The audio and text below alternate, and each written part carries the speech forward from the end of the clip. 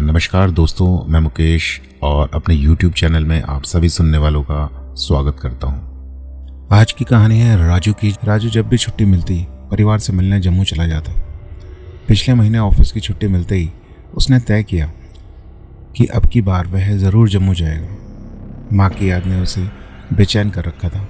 Ticket book हुआ, bag pack हुआ और वह बस पकड़ने दिल्ली के ISBT पहुँच गया। बस चली तो मौसम साफ था, लेकिन जैसे जैसे बस जम्मू की तरफ बढ़ी, पहाड़ों की ठंडी ठंडी हवाएं और मौसम बदलने लगा। लगभग आधे घंटे में अचानक बारिश शुरू हो गई।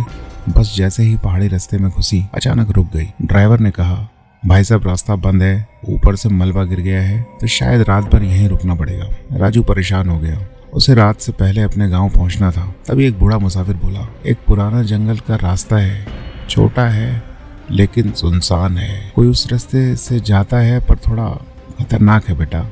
राजू ने हिम्मत दिखाई और मोबाइल की टॉर्च जलाई और उस जंगल के रास्ते पर चल पड़ा। राजू को अपने परिवार से मिलने की जल्दी थी। कुछ किलोमीटर पैदल चलने के बाद वो रास्ता वाकई सुनसान हो गया। चारों तरफ पहाड़, पेड़ और कोहरे की चादर थी। न कोई आदमी, न कोई जानवर। मोबाइल नेटवर्क अब चला गया, उसे खुद को पता नहीं चला। जैसे जैसे अंधेरा गहराया, जंगल की आवाजें डरावनी लगने लगी। अचानक उसे किसी की कदमों की आवाज सुनाई दी। राजू पीछे मुड़ा पर कोई नहीं था। उसने सोचा शायद वहम है। आगे बढ़ने लगा। करीब आधा घंटा चलने के बाद उसे एक पुरानी पगडंडी दिखाई दी। जैसे ही उसने कदम रखा, दूर से किसी के गाने की आवाज सुनाई दी, बहुत धीमे मगर साफ। कोई महिला गा रही थी। राजू ने घबराकर जेब से माचिस जलाई और लाइट जलाई।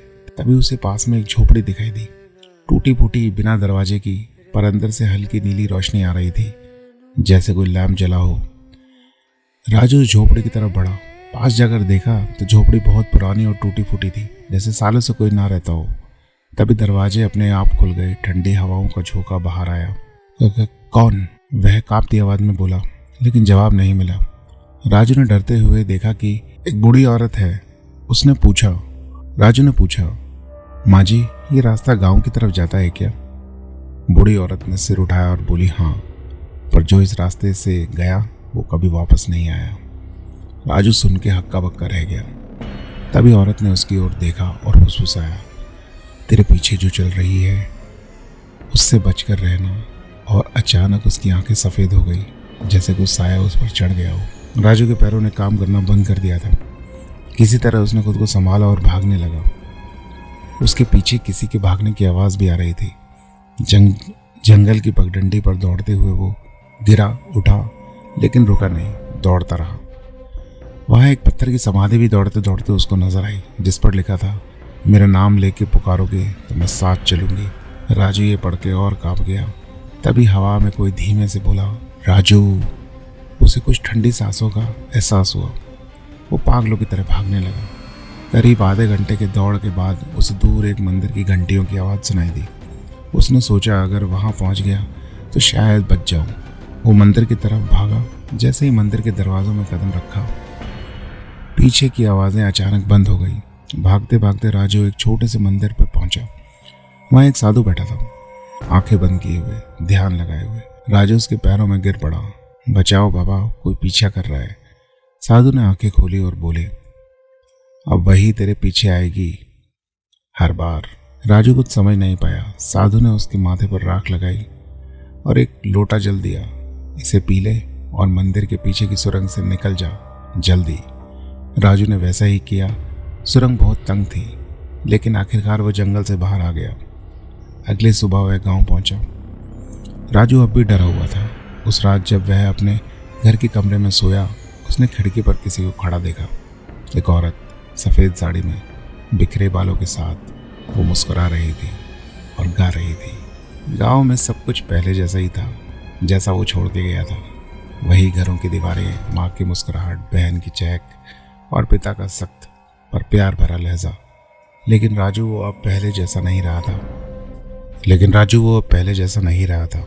उस रात जब उसने खिड़की पर उसे देखा, वही सफ़ेद साड़ी वाली औरत, उसकी आंखों में वही धीमी मुस्कान।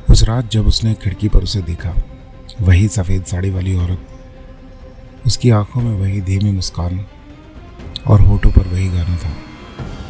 राजू ने जब दोबारा देखा तो खिड़की वाली औरत राजू ने जब दोबारा देखा तो खिड़की वाली औरत थी। राजू ने जब दोबारा देखा तो खिड़की खाली थी। उसने खुद को समझाया, लग रहा है थकान है या कोई सपना देखा है, लेकिन वह सिर्फ शुरुआत थी। माँ रसोई में थी, बहन पूजा कर रही थी, राजू भी बाहर आंगन में बैठा चाय पी रहा था। तभी पड़ोस की चाची आई और बोली, बेटा कल रात तुम्हारे कमरे की खिड़की में कोई औरत झांक रही थी, कौन थी? राजू का हाथ कांप गया, चाय थोड़ी गिर भी गई। उसने मुस्कुराने की कोशिश की, कोई नहीं चाची, शायद आपको भ्रम हुआ होगा। लेकिन वो खुद जानता था ये सच था। अब उसने कुछ दिनों में ये देखा कि गांव में कुछ अजीब घटनाएं शुरू हो गई थी। रात को मंदिर की घंटियां अचानक अपने आप बजने लगती। घर के पास के कुएं से औरतों के हंसने की आवाज़ आने लगी। बहन ने कहा, भैया रात में कोई मेरे बाल सहला रहा था, माँ थी क्या? राजू बुरी तरह डर गया था। उसने उस साधु की बात याद की कि अब वो तेरे साथ चलेगी हर बार, और उसे राजू ने उस बूढ़ी औरत की बात याद की कि अब वो हर बार चलेगी तेरे साथ। एक रात राजू को नींद नहीं आ रही थी, वो जाग रहा था। तभी उसे महसूस हुआ जैसे कोई उसके कमरे में है। दरवाज़ा खुद ब खुद खुला, औरत अंदर आई। बोला, वही औरत, सफ़ेद साड़ी, काले बिखरे बाल, लेकिन इस बार वो ज़मीन पर नहीं चल रही थी, हवा में तैर रही थी। उसकी आंखों के काले घेरे और होठों पर वही गीत। राजू चीख नहीं सका, उसकी आवाज़ जैसे जमी हुई थी। वो औरत उसके पास आई और कान में फुसफुसाई, मैं अब यहीं रहूंगी हमेशा। अगले दिन राजू गांव के पंडित के पास पहुंचा और पूरी बात बताई। पंडित थोड़ा सोच में पड़ गया और बोला, वो कोई आम आत्मा नहीं, वो एक बंधी हुई आत्मा है जो अब एक इंसान से जुड़ गई है। जब तक उसका राज पता नहीं चलेगा तब तक वो पीछा नहीं छोड़ेगी। राजू ने पूछा, कैसा राज? पंडित ने बताया कि बहुत समय पहले इसी जंगल के पास एक औरत की बलि दी गई थी, क्योंकि गांव वालों को लगा था कि वो डायन है, लेकिन असल में वह निर्दोष थी। उसकी आत्मा आज भी न्याय मांग रही है। अब राजू को समझ आ गया था, ये कहानी सिर्फ डर की नहीं, इंसाफ की भी है। उसने तय किया कि वह उस औरत की कहानी सबके सामने लाएगा और उसकी समाधि पर माफ़ी मांगेगा और उसकी आत्मा को मुक्त करने की कोशिश करेगा। राजू फिर वही सुनसान रास्ते पर गया। इस बार अकेला नहीं था, गांव के कुछ बड़े बुजुर्ग, पंडित और अपने परिवार को साथ लेके गया। उसने उसी झोपड़ी के पास उस समाधि को खोदा और वहाँ एक पुराना जंग लगा हुआ लॉकेट मिला। उसमें औरत की तस्वीर थी। राजू ने उस लॉकेट को मंदिर पर चढ़ाया और समाधि के पास दिया जलाकर कहा, तेरे साथ जो हुआ वो अन्याय था, मैं माफ़ी मांगता हूँ। उस रात पहली बार वो औरत आई, पर अब उसकी आंखों में आंसू और मुस्कान में दर्द था। अब मैं चली जाऊंगी, धन्यवाद राजू। अब राजू को वो सपने में औरत कभी नहीं दिखाई दी। खिड़की बंद नहीं होती, खुली रहती, पर डर नहीं लगता। राजू जानता था अब राजू को वो औरत कभी दिखाई नहीं दी। राजू को लगा सब कुछ सही हो गया है।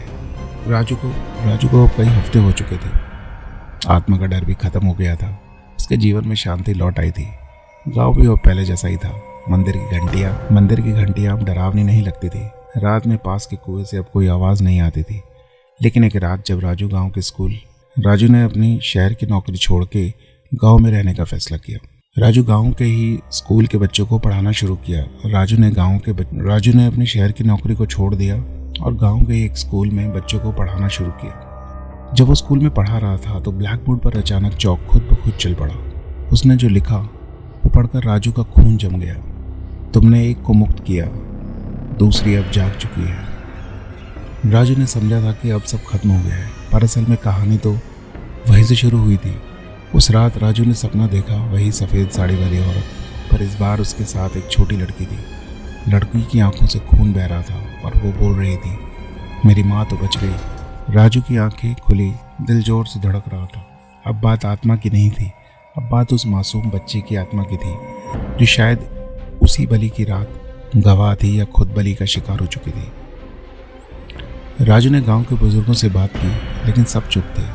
तभी उसे गांव की पुरानी लाइब्रेरी से एक 1932 का अखबार मिला, जिसमें एक छोटा सा नोट था। जंगल में 2 औरतें देखी गई थी, एक युवती और उसकी छोटी बेटी। दोनों पर डायन होने का आरोप लगाया। लोगों ने युवती को मार डाला और बेटी का कोई जिक्र नहीं था। राजू के पैरों तले जमीन खिसक गई। मतलब जो आत्मा जिसे उसने मुख किया था। वो माँ थी, पर बेटी की आत्मा अब भी भटक रही है। और अब वह और भी ज़्यादा शक्तिशाली थी, क्योंकि वो न्याय नहीं बदला चाहती थी। अगले ही दिन से गांव की घटनाएं फिर से शुरू हो गई, लेकिन अब पहले से कहीं ज़्यादा डरावनी। खेतों में गायों की आंखें सफ़ेद हो गई। बच्चे खुद ब खुद रात को बातें करने लगे। एक आदमी ने खुद को कुएं में गिरा दिया। मरने से पहले बस एक ही बात कहता रहा, छोटे पैर, बिखरे बाल, वो आ रही है। राजू को अब समझ आ गया था, उसे अब वापस उसी जंगल में जाना होगा जहाँ सच दबाया गया था। राजू पंडित और 2-3 लोगों के साथ फिर उसी जंगल में गया। राजू पंडित और 2-3 लोगों के साथ फिर से उसी जंगल में गया। अब उस झोपड़ी की जगह एक बड़ा पेड़ था, जिसकी जड़ें लाल रंग से सनी थी। पंडित ने मंत्र पढ़ना शुरू किया। जैसे जैसे मंत्र तेज हुए, हवा में भयानक चीख सुनाई दी। पेड़ की छाया से एक बच्ची निकली, झुलसे कपड़े, फटी आंखें और होठों पर बर्फ जैसी मुस्कान। माँ को ले गए, अब मैं सबको बताऊंगी। उसने पंडित की ओर देखा और पंडित इस बात से बहुत घबरा गया।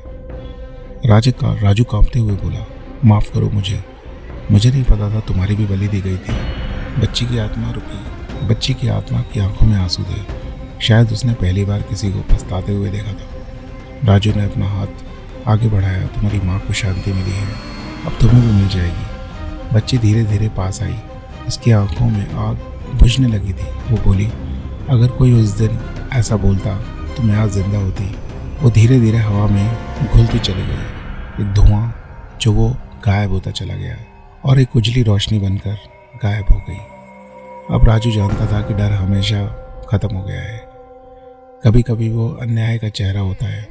गांव में अब सब शांत हो गया था। बच्चे अब रात को चैन से सोते थे। मंदिर की घंटियां सिर्फ भक्तों के लिए बजती थी। राजू अब हर साल इस जंगल के पास एक दिया जलाता था, माँ और बेटी के लिए। और जब हवा चलती तो कभी कभी वही धीरे, कभी कभी बहुत धीरे से वही आवाज़ सुनाई देती। दोस्तों, कैसी लगी ये कहानी अपने कमेंट देकर ज़रूर बताइए। मिलते हैं एक और नई कहानी के साथ, क्योंकि हर कहानी कुछ कहती है। नमस्कार।